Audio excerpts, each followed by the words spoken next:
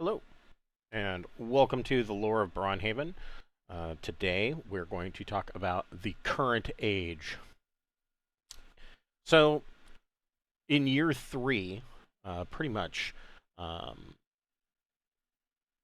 year three being the height of the era of plague, another significant thing happened, and this was the rise of Lucian Cestus. We kind of touched on that last episode.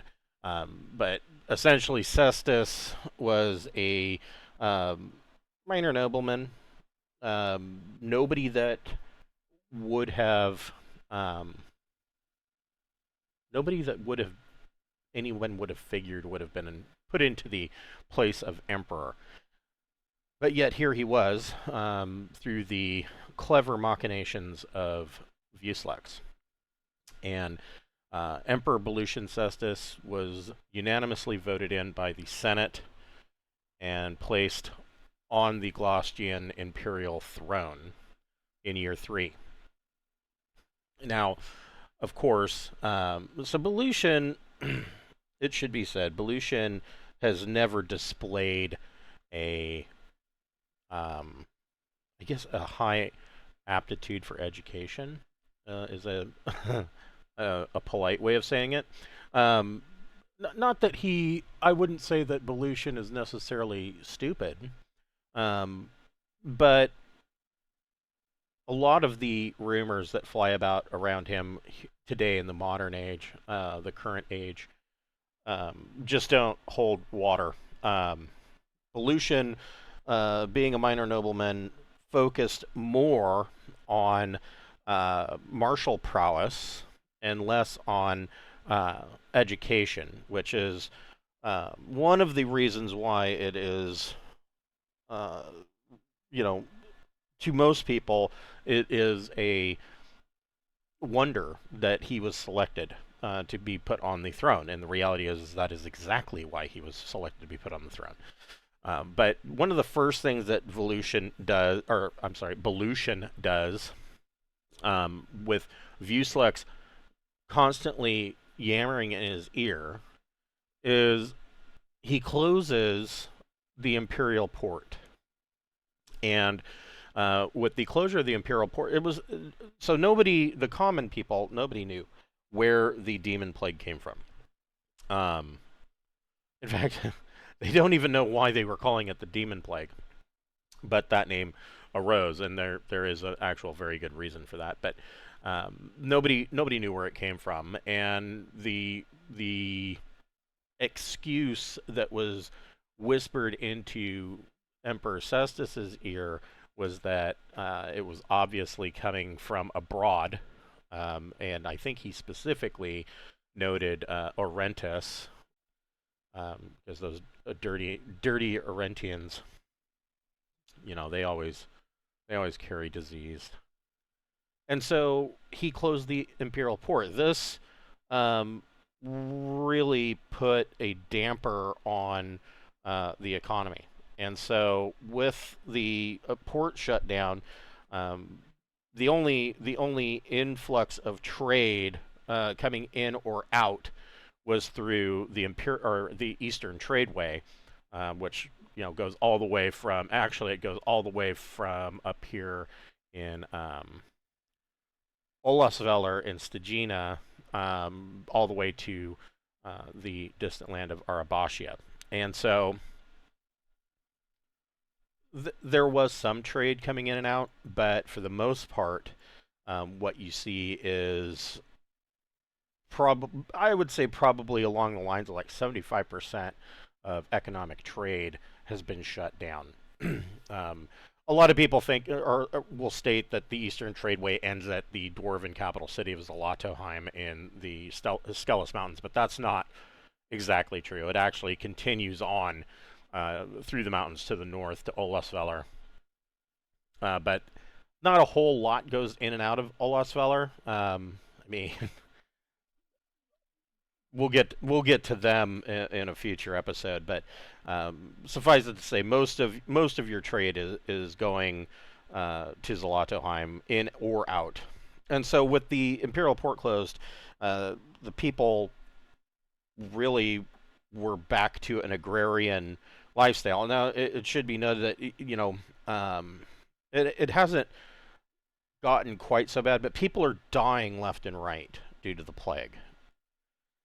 Well, the port is shut down, and we move forward to the year 200. The plague, by the year 200, of course, this is 197 years in the future. The year 200, the plague, of course, has died down. Not completely. There are still pockets of it in small villages here and there, but for the most part, the plague has um, contained itself. There might be a ward or two that has a breakout in the capital city of Glauschein, or a village here or there that has a breakout. But beyond that, it is not sweeping across the region in in a deadly manner as it was. But by the year 200, you have to realize that 2/3 of the empire's population just no longer exists. They died out. They're gone. And so, um, you have a lot of empty farmland open up. Where there or ruins. Where there was a farmstead, now it's um, an abandoned shack. So, I mean, if somebody does want to move in, of course, the population is slowly making a comeback. um, People being what they are slowly making their way back into the uh, they're having kids, and they're repopulating the region. To everybody's, I guess I wouldn't, surprise isn't exactly the right word, although people are surprised by this when they really talk about it and think about it. But Emperor Volusian Cestus is still on the throne. Now, he's 197 years. Well, he's older than that. He's got to be pushing what, 230 years old. And so, and he presented as just a normal human. He's not an elf or a half elf or any other kind of demi-human. He is just a normal man. And so there's a lot of speculation, but probably not a lot of question. So the Glaucian Empire is really rather um, police state, draconian. Actually, I guess draconian would be saved for Orentis, but yeah, it's a very police state, and you never know. I mean, most of the people the population, the peasantry seems to be a kind-hearted people. They try to help each other out. They try to help out even people they don't know. But there are, of course, with the plague and other factors, there are a lot of bandits in the region, and there's a reason for that too. So, the imperial port is closed down, and the people actually have a lot of questions about, who exactly is this Volusian Cestus? There are some speculations. There are some people who think that, oh, he's a vampire. Because how else could he be this old? How could he have been on the throne this long? We've been deceived by dark forces, which is that part at least is true. Other people are, of the mind that, oh, he's a powerful lich. Neither lich nor vampire is likely to be true, because Volusian isn't that smart. I wouldn't, like I said, I don't think that he's dumb, but he's certainly not smart enough to be a lich, and he is just dumb enough that if he was a vampire, sooner or later he might forget and step outside into a broad daylight. So those two possibilities are unlikely. But he, like I said, he did have martial prowess. As a minor noble, he was a knight. He was landed gentry. So he there are other possibilities, but I mean, the reality, of course, we all know Vuslux is keeping him around through nefarious means, of course. So, year 200, the like I said, it is a kind of a police state. There's simply not enough.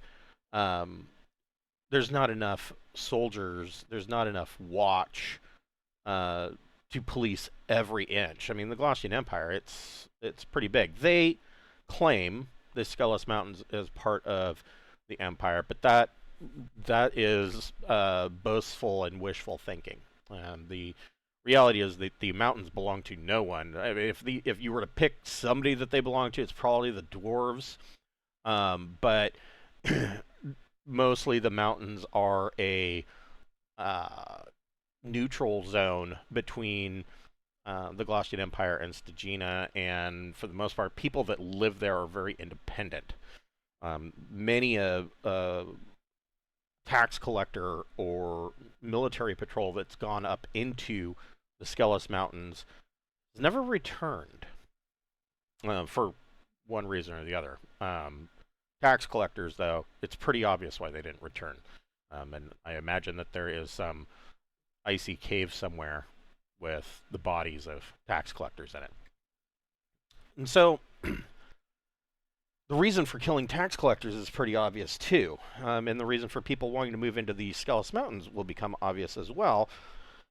Once one realizes that the Glaucian Empire, the next genius move that Emperor Belution decides to make is that, of course, with the Imperial port being closed, the economy is in the tank, and the Empire is not making as much money. And so he institutes a 33% tax rate quarterly. Every quarter, and it's not cash, it's 33% of your total assets are given to the Empire every 4 months. And so this, of course, or every 3 months. Every 3 months. This has caused an issue. They barely have enough to feed themselves, and if they do have more than enough to feed themselves, it's very little, and they are selling what they can in order to make money, and to purchase seed and sometimes feed for livestock or replacing livestock due to disease, what have you. There's just not much of anything left over, and these people are nearly to the point of starving. And so there's that. Those two things really have shaped year 200 of the current age. Obviously, this is now more than ever the time of the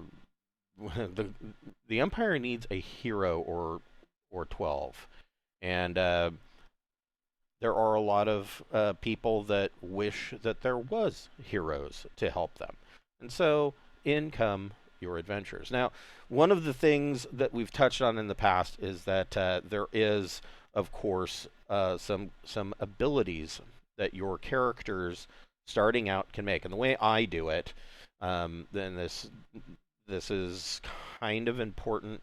I would have everybody roll a d6, and on a roll of a 1, they have their option of becoming either essentially a demigod or an avatar. And this doesn't mean a whole lot, except that for the referee, it allows him to inject a little bit more lore directly to that character, because they're going to have an actual physical attachment to the gods.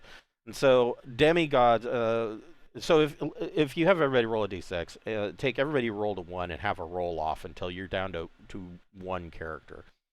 And so demigods, they at level 1, they can start out with a +2 to their choice of strength, dexterity, or constitution. And this is, of course, on top of any racial bonuses that they might have. And they can be any race. The gods are not picky. They are all of the god's children, and so they are all susceptible. Um, they automatically gain a specialization in one weapon that they are proficient with, and the if you're using the optional weapon proficiency rules, that of course would apply. I like the better rule, in my opinion. There are better rules out of Carcass Crawler #1. There are combat talents. I only allow fighters to get combat talents because it makes them a little bit more special. I mean, otherwise, fighters just hit things and they don't have anything special about them other than what the character brings or the player brings to the character. And so I think combat talents kind of spruce that up a little bit. But I would grant them one of the. You could choose the weapon specialization combat talent for them. You might even go so far as to say, rather than weapon specialization, you can pick whatever one combat talent of your choice, even if you're not a fighter. And then, so that is, they will then age at half the rate of normal mortals. This, of course, takes place after about the age of 15 or 16. So a 25-year-old human character may only look like he's 16. Avatars are kind of the same way. They can gain a +1 to every ability score. Spellcasting classes, wizards, and so forth, may choose one spell per level that they can cast, and they get to cast that at will one time per day. It doesn't take up any slots. So, and they also gain to choose one type of damage that they are vulnerable to. So they will take double damage from fire or bludgeoning or cold, etc. And they stop aging after they reach middle age for their race, and they are essentially immortal as far as aging goes. So these are the kinds of characters that you can have now walking around in the current age. And so next time we are going to get into a little bit more. We're going to talk about holidays and the calendar of the Glaucian Empire and what some of these holidays mean and when they take place. So thank you for watching, and we'll catch you next time.